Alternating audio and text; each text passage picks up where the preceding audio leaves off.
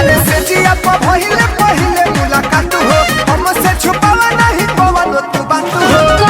सामान तोर बाटे जियन मोरा देखी के माथा फेले बा, पूरा सामान तोर बाटे जियन मोरा देखी के माथा फेले बा। सच सच तोहके बताई भतार यार 2-3 बार ले ले बा। सच सच तोहके बताई भतार यार 2-3 बार ले ले बा। ढीला हो गइल होई, और माथा खत्म बका।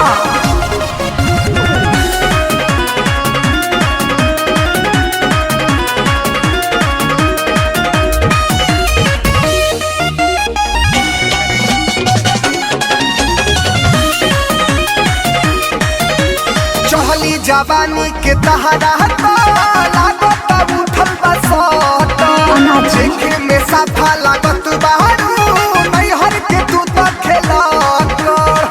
ये कुल करम करत रहले है कारे हो जा।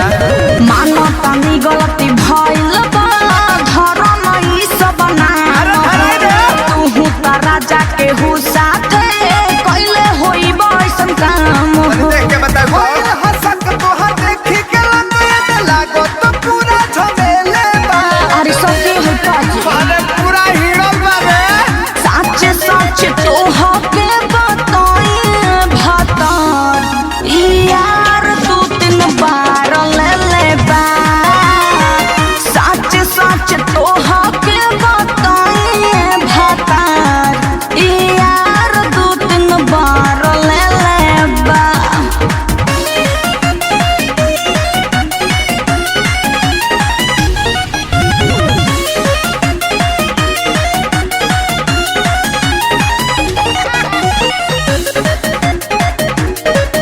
अरे हमारा कपारे महलू हो, फुटल रहे मोरा करम।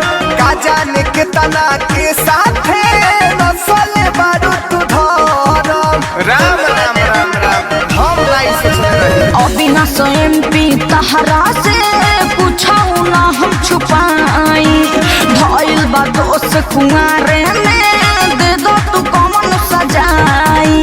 माने न मन सब नासल बधन खूबे भइला रे लमदले बा रे बा। अरे नाजी बरांड हो सच सच तोहके बताई भतार यार 2-3 बार ले ले बा।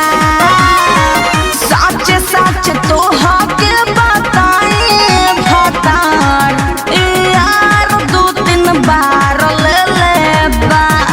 छोड़ी जा दे अब तो मान जाए।